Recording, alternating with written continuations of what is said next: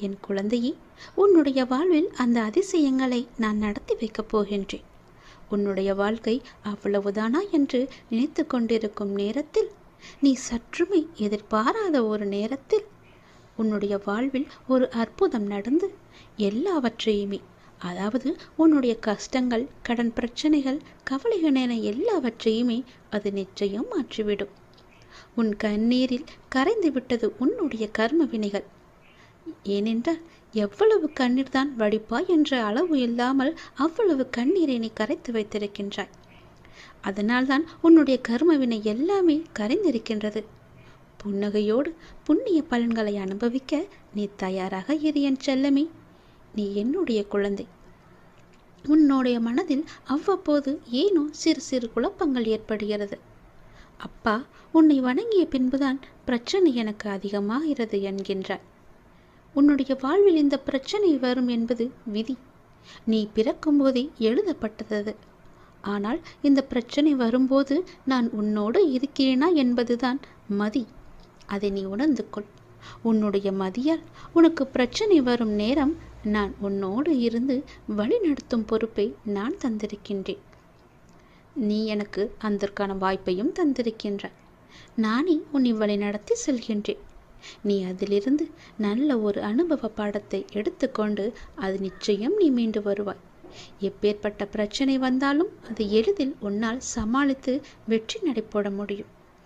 கவலைப்படாதே. நடந்து முடிந்த எதையும் ஒருபோதும் கவனிக்காதே. எதை செய்து முடிக்க வேண்டும் என்பதில் மட்டும் நீ கவனமாக இரு. உன்னுடைய பிரார்த்தனை மற்றும் விரதத்தின் பலனாக உனக்கு தருவதற்கென்று ஒன்று நான் எடுத்து வைத்திருக்கின்றேன். அதை விரைவாக உன்னிடம் கொண்டு வந்து சேர்ப்பேன். அதற்கான சரியான காலம், சூழ்நிலை எல்லாம் உருவாக்கப்பட்டு அது உன் கையில் வந்து சேர்க்கப்படும். உனக்கு எது கிடைக்க வேண்டுமோ அதை யார் தடுத்தாலும் உன் கையில் வந்து சேரும்.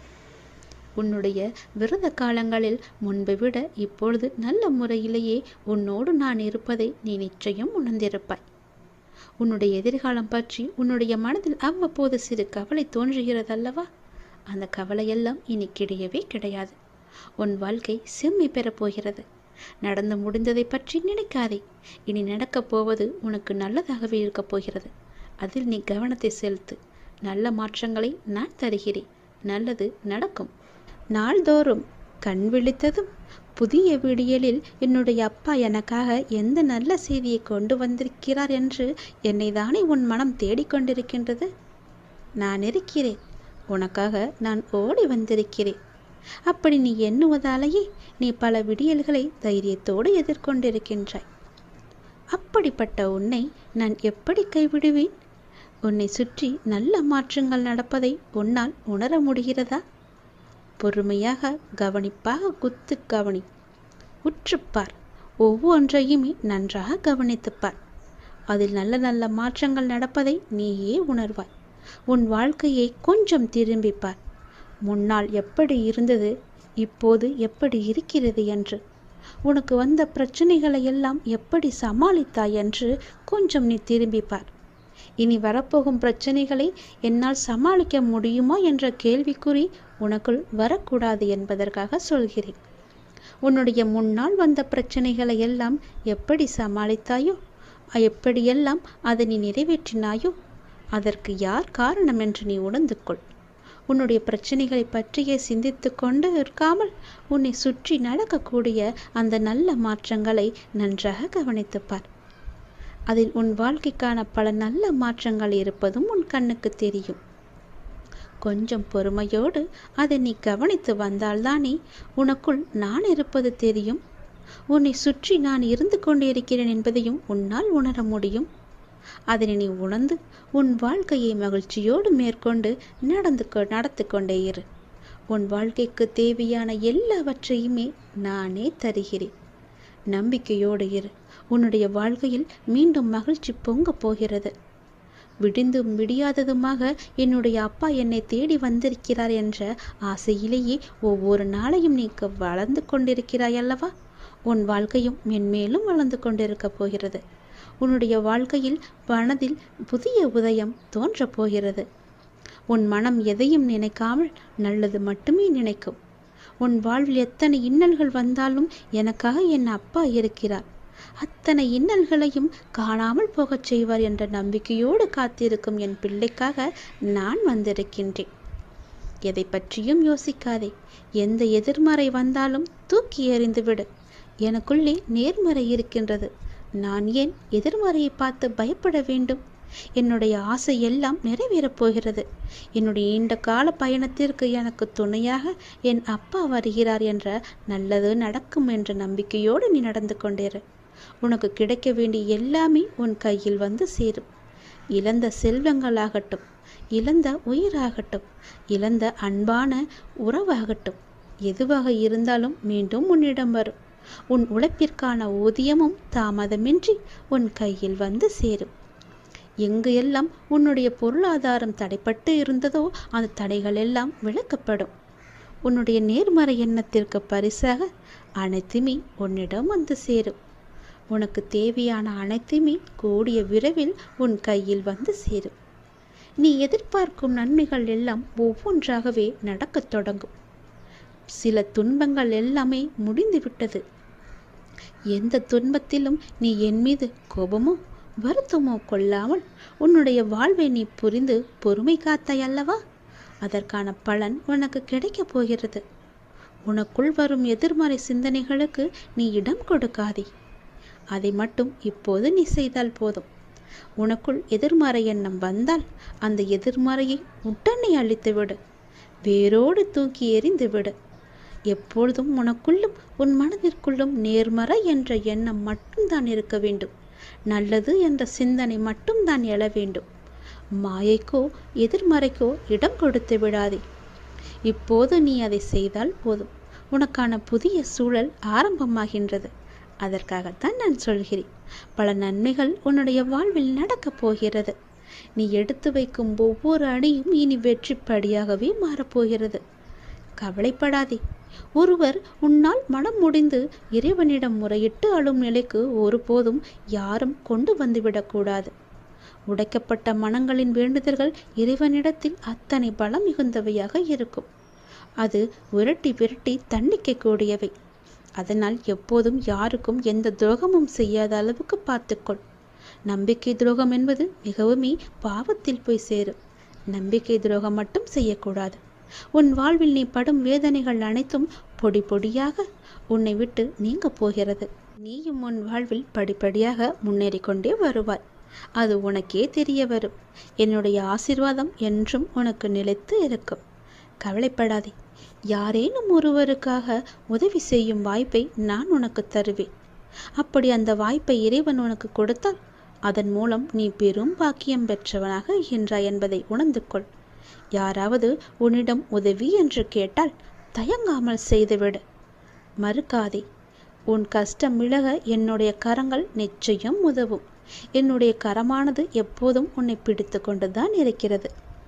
நீ எப்போது என்னை பார்த்தாயோ அந்த நொடி முதல் உன்னுடைய கவலை, உன்னுடைய கஷ்டம், உன்னுடைய வறுமை, உன்னுடைய பிணி இவை அனைத்துமே உன்னை விட்டு விலகி ஓடிவிடும். என்னுடைய நாமத்தை ஒரே ஒரு முறை சொல்லிப்பார். எல்லாம் உன்னை விட்டு விலகுவதை பார். எதிர்மறை சென்று நேர்மறை உன்னை தேடி வருவதை உணர்ந்து கொள். என் நாமமே உனக்கு பாதுகாப்பாக இருக்கும்.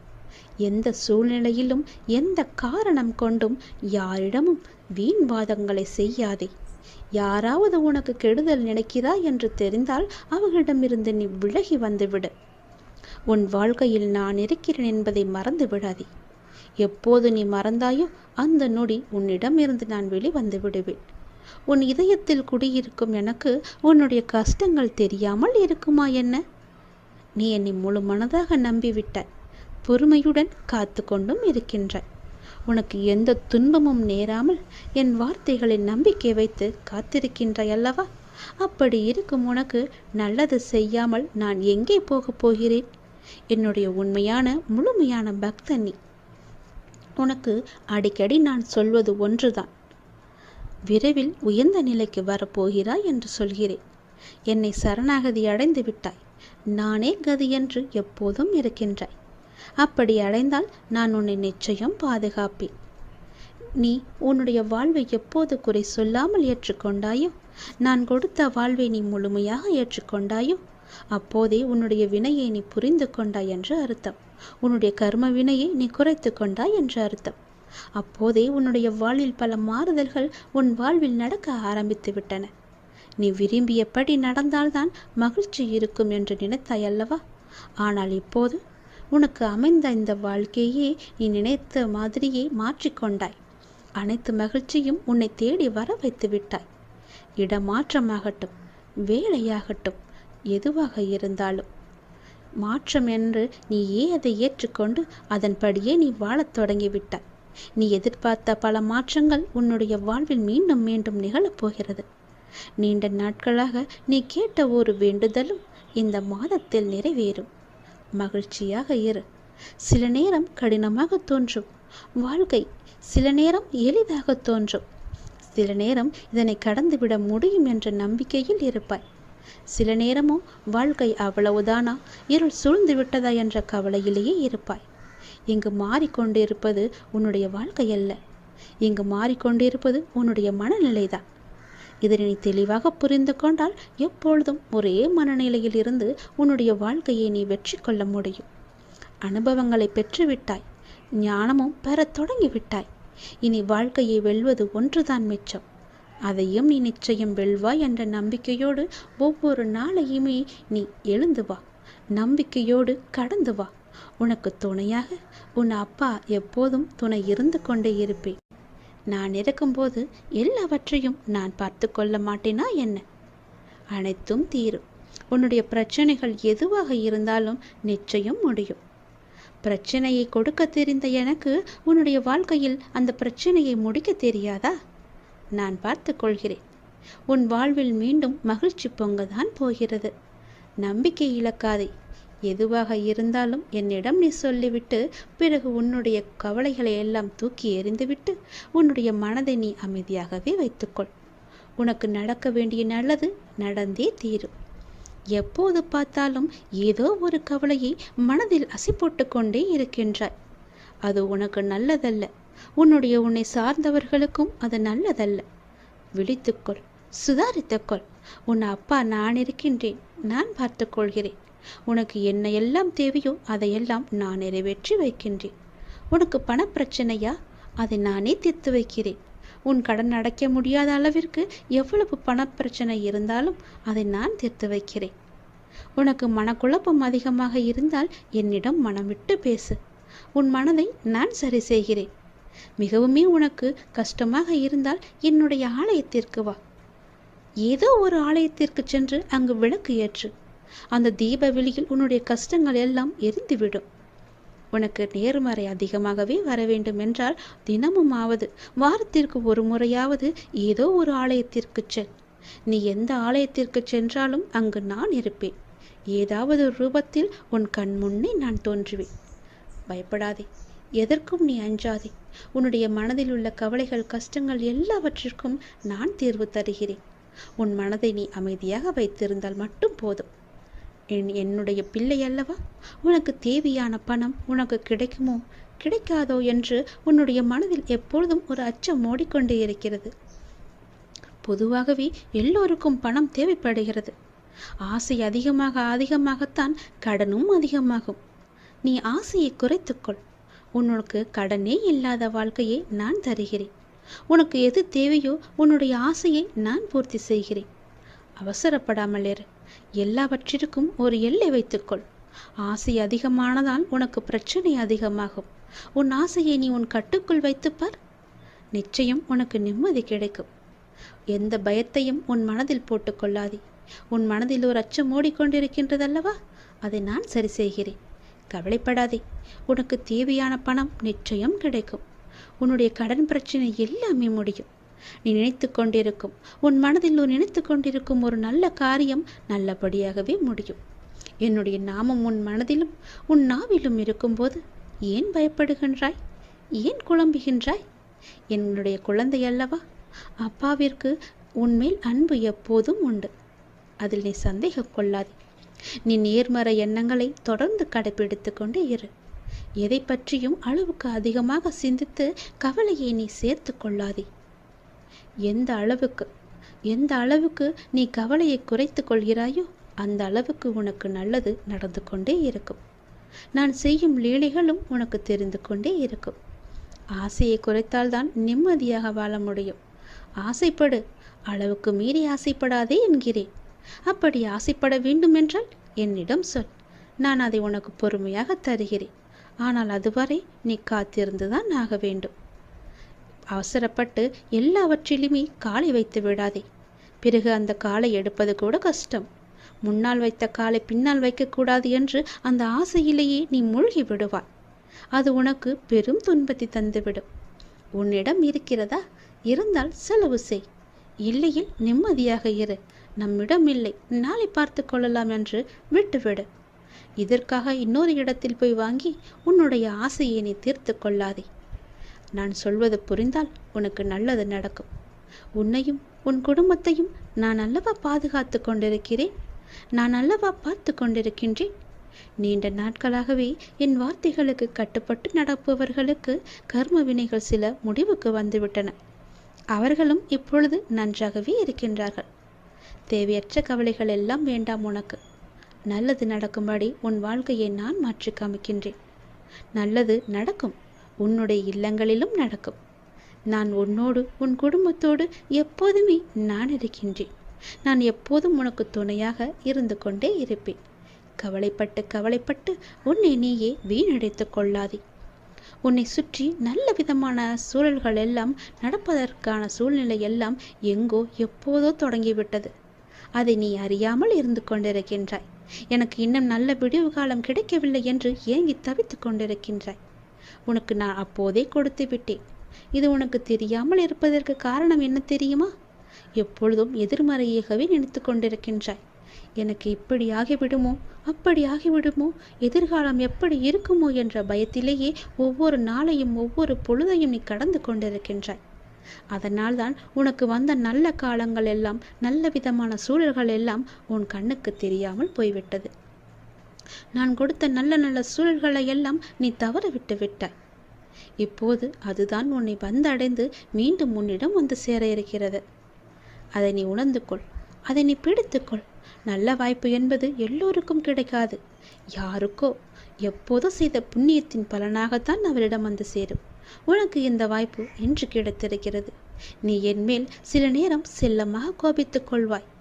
அது எனக்கு பிடித்துதான் இருக்கிறது. ஆனால் நான் உன்னை ஒருபோதும் கோபித்து கொண்டது கிடையாது.